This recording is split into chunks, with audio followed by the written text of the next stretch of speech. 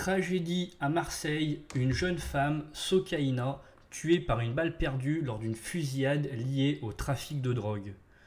Une jeune femme âgée de 24 ans a tragiquement perdu la vie ce mardi matin à Marseille, victime d'une balle perdue lors d'une fusillade liée au trafic de drogue.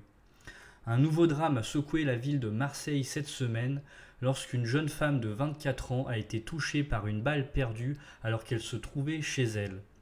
La victime était en état de mort cérébrale avant de décéder ce mardi matin. Les événements ont eu lieu dans la cité Saint-Is, située dans le 10e arrondissement de Marseille, aux environs de 23 heures.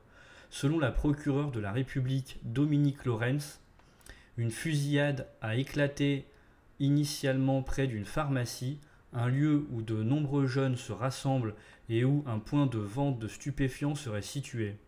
Après cette première altercation, un tir en rafale aurait été effectué de manière aveugle au moment du départ des auteurs, d'après les déclarations de la procureure. C'est ce tir en rafale qui aurait tragiquement causé la mort de la jeune femme nommée Sokaina. En effet, elle se trouvait dans sa chambre au 3e étage d'un immeuble du quartier en compagnie de sa mère. Selon la procureure, la balle qui l'a touchée a traversé un contreplaqué de bois situé en bas de la fenêtre baie vitrée. Elle a subi de graves blessures à la tête et a été transportée à l'hôpital où elle est décédée tôt mardi matin.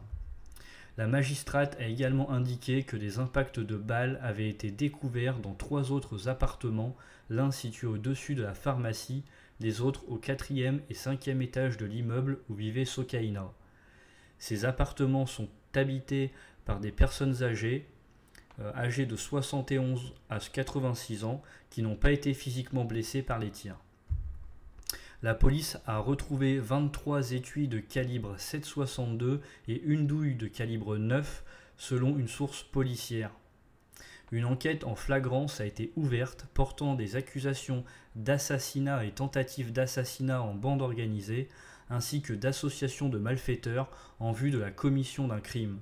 Cette enquête a été confiée à la direction territoriale de la police judiciaire de Marseille. Bien que la jeune femme soit considérée comme une victime collatérale, la procureure a souligné que l'intention d'homicide prémédité est caractérisée par le passage à l'acte.